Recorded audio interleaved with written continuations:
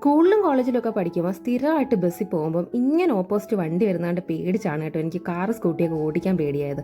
എന്തായാലും ഏട്ടൻ്റെ കൂടെ കൂടി ആ പേടിയൊക്കെ അങ്ങ് മാറി ഇപ്പോൾ വണ്ടിയൊക്കെ ഓടിക്കുന്നുണ്ട്. അപ്പം നമ്മുടെ ഈ ബിഷപ്പ് ജെറോം നഗറും ചിന്നക്കടയൊക്കെ കണ്ടപ്പോൾ മനസ്സിലായി കാണും.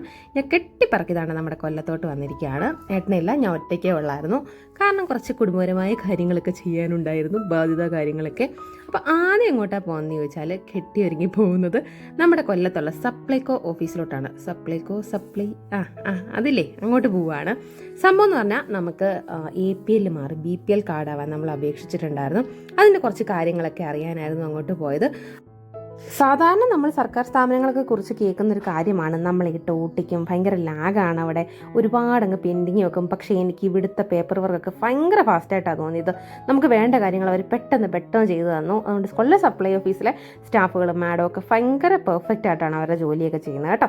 അപ്പോൾ അവിടെ നിന്നാണ് പെട്ടെന്ന് എൻ്റെ കാര്യങ്ങളൊക്കെ തീർത്തിട്ട് ഞാൻ നേരെ ഇനി ബാങ്കിലോട്ട് പോവുകയാണ്. ബാങ്ക് എവിടെയാണെന്ന് ചോദിച്ചാൽ നമ്മുടെ കൊല്ലം വിമൻസ് കോളേജില്ലേ, SM കോളേജ്, അതിൻ്റെ ഓപ്പോസിറ്റാണ് ബാങ്ക്. അപ്പോൾ അങ്ങോട്ട് പോകാനായിട്ട് ബസ്സൊക്കെ കാത്തിരിക്കുകയാണ് കേട്ടോ. അങ്ങനെ നമുക്കൊരു ബസ് കിട്ടിയിട്ടുണ്ട്. നമ്മൾ നേരെ ബാങ്കിലോട്ട് പോവാം. ഏട്ട ഒരു ദിവസം ലീവ് എടുത്തായിരുന്നെങ്കിൽ എനിക്കിങ്ങനെ വെയിലും കൊണ്ട് നടക്കേണ്ട ആവശ്യം ഉണ്ടായിരുന്നു. എന്നാലും കുഴപ്പമില്ല, കോളേജിൽ പോകുമ്പോൾ സ്ഥിരം നടക്കുന്ന വഴിയായിരുന്നു കേട്ടോ.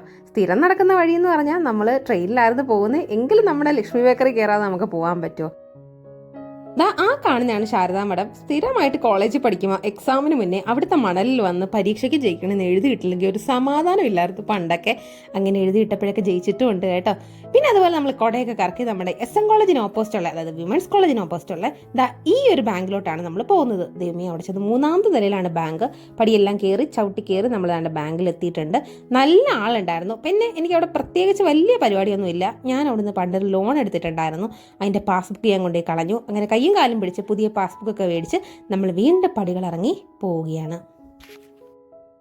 അങ്ങനെ ഒരു പരിപാടിയൊന്നുമില്ല, നേരെ ബസ് പിടിച്ച് വീട്ടിൽ പോകണമെന്ന് കരുതി ഇറങ്ങിയപ്പോഴാണ് കോളേജ് ജംഗ്ഷനിൽ ന്യൂട്രീസിൻ്റെ ഔട്ട്ലെറ്റ് ഞാൻ കണ്ടത്. ഞാൻ ആദ്യമായിട്ടായിരുന്നു ഇതിനകത്ത് കയറുന്നത് കേട്ടോ. ദൈവമേ, കണ്ടമാനം ഐസ്ക്രീം എന്ന് പറഞ്ഞാൽ 10, 20, 30 ഇഷ്ടം പോലെ ഐസ്ക്രീം എത്ര വേണേലും വാങ്ങി തിന്നാം. അങ്ങനെ എനിക്ക് ഒരുപാട് കാര്യങ്ങളൊന്നും അറിയാത്തതുകൊണ്ട് എനിക്കറിയാവുന്നൊരു ഫ്ലേവറായ ടെൻഡർ കോക്കനട്ട് തന്നെ ഞാൻ ആദ്യം മേടിച്ചു. ദൈവമേ, പൊളി സാധനമാണ് കേട്ടോ. 20 രൂപയുള്ളത് ഈ ഒരു ഐസ്ക്രീമിന്. നല്ല ടേസ്റ്റാണ്. അത് ഞാനിങ്ങനെ വടിച്ച് തീർത്തിട്ട് ഞാൻ അടുത്ത ഐസ്ക്രീം മേടിക്കാമെന്ന് കരുതിപ്പോയി. പിന്നെ വേറെ ഒന്നും പരീക്ഷിക്കാതെ ഞാൻ എൻ്റെ ടെൻഡർ കോക്കനട്ട് തന്നെ വീണ്ടും മേടിച്ചുകൊണ്ടിരുന്ന് കഴിക്കാൻ തുടങ്ങി.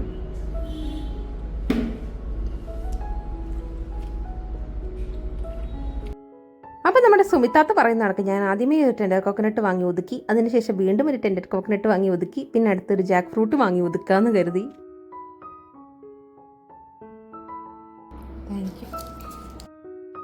ഞങ്ങൾ കോളേജ് പഠിക്കുമ്പോൾ ഇതൊന്നും ഇല്ലായിരുന്നല്ലോ ഓർത്ത് എനിക്കൊരു സങ്കടമേ ഉണ്ടായിരുന്നെങ്കിൽ അന്ന് ഇത് എനിക്ക് നല്ല വില വെട്ടി വിഴുങ്ങായിരുന്നു. ഞങ്ങൾ എന്തെങ്കിലും പരിപാടി വരുമ്പോൾ ഞങ്ങളുടെ SM കോളേജിനടുത്തുള്ളതാണ് ഈ ലക്ഷ്മി ബേക്കറി. അവിടെ വന്നിട്ട് ഒരു ബിരിയാണിയോ ഒരു ഷേക്കോ മേടിച്ച് കുടിച്ചിട്ട് വീട്ടിൽ പോകും. അതായിരുന്നു നമ്മുടെ സ്ഥിരം പരിപാടി എന്ന് പറയുന്നത്.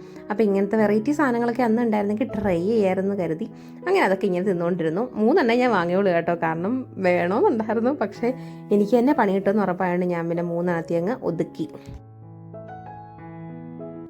അങ്ങനെ നമ്മൾ അതൊക്കെ കഴിച്ചിട്ട് കോളേജ് ജംഗ്ഷനിൽ നിന്ന് ഒരു ബസ്സും പിടിച്ച് നേരെ ഇനി കൊട്ടിയത്തോട്ട് പോവുകയാണ്. അവിടുന്ന് വേണം ഇനി കുണ്ടറപ്പാൻ. കീറിയ ബസ്സാണെങ്കിലോ കണ്ടിട്ടാണെങ്കിൽ ഒരു കാടിളകി വരുന്ന കണക്ക് ഉണ്ടായിരുന്നു.